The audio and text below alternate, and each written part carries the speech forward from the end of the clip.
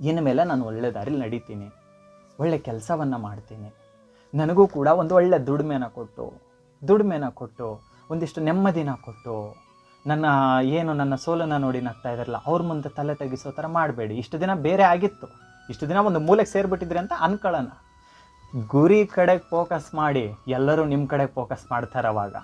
ಇದು ಸತ್ಯ ಹೇಳ್ತಾ ಇದ್ದೀನಿ, ಸುಮ್ಮನೆ ಏನೋ ಕೂತ್ಕೊಂಡು ನಾನು ಹೇಳ್ತಾ ಇಲ್ಲ ಸ್ವಾಮಿ, ನಿಜವಾಗ್ಲೂ ಹೇಳ್ತಾ ಇಲ್ಲ. ನಾನು ಹೇಳುವಂಥದ್ದು ಏನಂತ ಅಂದರೆ, ನೀವು ಗೆಲ್ತೀರ, ನಿಮ್ಮಲ್ಲಿ ಎಲ್ಲ ಇದೆ. ನೀವೇನಂದರೆ ಫೇಲ್ಯೂರ್ ಬಗ್ಗೆ ಯೋಚನೆ ಮಾಡ್ತಾ ಇದ್ದೀರ, ಸಕ್ಸಸ್ ಬಗ್ಗೆ ಗಮನ ಹೋಗ್ತಾ ಇಲ್ಲ. ನನ್ನ ಹತ್ರ ದುಡ್ಡಿಲ್ಲ, ಹಿಂಗಾಯ್ತು, ನಾನು ಏನು ಮಾಡಲಿ, ಆಗುತ್ತೋ ಇಲ್ವೋ, ಅವ್ರ ಹತ್ರ ದುಡ್ಡಿದೆ, ನನ್ನ ಹತ್ರ ಇಲ್ಲ. ಬೇಡ, ನಿಮ್ಮಿಂದ ಎಲ್ಲನೂ ಕೂಡ ಆಗುತ್ತೆ. ನೀವು ಮನಸ್ಸು ಮಾಡಿದರೆ ಅಸಾಧ್ಯ ಅನ್ನುವಂಥದ್ದು ಯಾವುದು ಸಹ ಇಲ್ಲ. ಏನು ಮಾಡಬೇಕಂತ ಅಂದ್ಕೊಂಡಿದ್ದೀರಾ ಅದನ್ನು ಮನಸ್ಸಿಟ್ಟು ಮಾಡಿ. ನಾನು ಸಹ ರಾಯರಲ್ಲಿ ಪ್ರಾರ್ಥನೆ ಮಾಡ್ತೀನಿ, ನಿಮ್ಗೇನಾದರೂ ಇದು ನನ್ನ ಕನಸಿದೆ ಮಹಿಯಣ್ಣ, ನಾನು ಮಾಡಿ